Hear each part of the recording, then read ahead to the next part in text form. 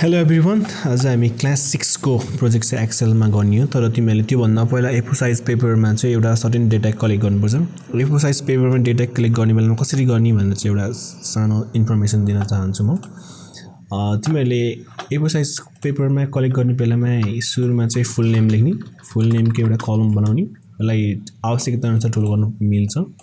अनि यसमा चाहिँ जस्तै अब नेम लेख्ने, यो चाहिँ डेटा चाहिँ यो फुल नेम यति नलेखिकन डाइरेक्ट हामीले सुरुमा यसलाई अलिकति राम्रो बनाउनलाई एसएन हैन एस डट एन गरे नि भयो। अनि यसको नम्बर 1 2 गर्ने, अनि दुईटालाई सेलेक्ट गरेर यसरी यो प्लस साइन यसरी ड्र्याग गरेर तान्ने।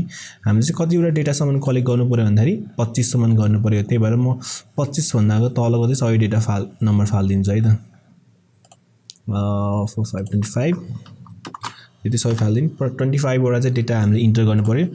फुल नेम, यो फुल नेममा चाहिँ तिमीहरूको आफ्नो साथीको नाम, फ्रेन्ड्स नेम, क्लासमेट हैन, अनि फ्यामिली मेम्बर्सको नाम लेख्दा पनि हुन्छ। यो नाम कलेक्ट गरिसकेपछि नाम कलेक्ट गर्ने बेलामा नामको सँगसँगै उनीहरूको सर्टेन इन्फर्मेसन्सहरू चाहिँ नम्बरमा, जस्तै फर एक्जाम्पल बडी हाइट अथवा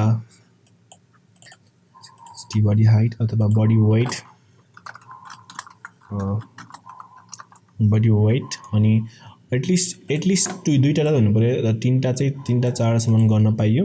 जस्तै अब मार्क्स अफ 10 गर्नु भयो।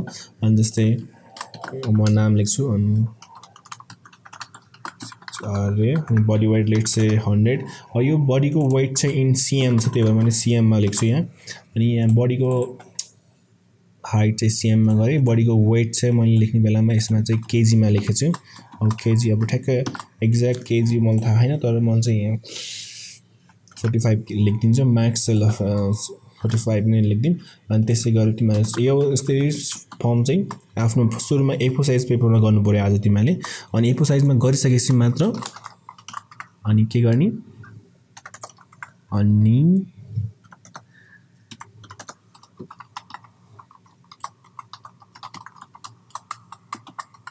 मगर 103 यसरी आफ्नो साथीहरूलाई सोध्दै अनि यो डेटा कलेक्ट गरेर आफूले लेख्न सक्छौ।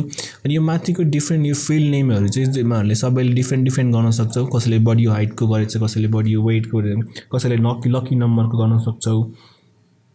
Lucky number, number of movies watch, favourite number हैन, लकी नम्बर अथवा examination marks, number of days absence in schools भनेर त्यो नम्बर चाहिँ काउन्ट गरेर यसरी डेटा कलेक्ट गर्नु पर्यो। यति डेटा कलेक्ट, बडी वेट चाहिँ अब सबैको 43 यति होला हैन, 65 लेखिदिउँ। यसरी गरिसक्ने सबै कलेक्ट गर्ने पहिला सुरुमा A4 साइज पेपरमा कलेक्ट गरिसकेपछि यसलाई चाहिँ एक्सेलमा यसरी फिलअप गर्ने हो। फिलअप गरिसकेपछि बोर्डर राख्नको लागि यसमा क्लिक गरेर अल बोर्डरमा क्लिक गर्ने। यो हेडिङ्सलाई जहिले अलिकति बोल्ड, अलिकति डिफ्रेन्ट गर्न मन छ भने गर्ने, अलिकति ठुलो साउन्ड पनि गर्न मिल्यो। यति गरेपछि हाइलाइट पनि गरेर अलिकति इन्ट्रेस्टिङ कलर देखाएर इन्ट्रेस्टिङ राम्रो अपिलिङ होस्। अब यो उनीहरू बीच सेन्टरमा गर्नु छ भने सेन्टर गरिदिने। यसरी यो नेम चाहिँ सायद अब लेफ्टमै गएको राम्रो होला, त्यही भएर लेफ्टमा यसरी चाहिँ तिमीहरूले प्रोजेक्ट चाहिँ गर्न सक्छौ है त। अनि आफ्नो सेभ गर्ने, कुन लोकेसनमा सेभ गर्ने, डकुमेन्ट्समा सेभ गर्दै स्याम्पल भनेर मैले सेभ गरिदिन्छु।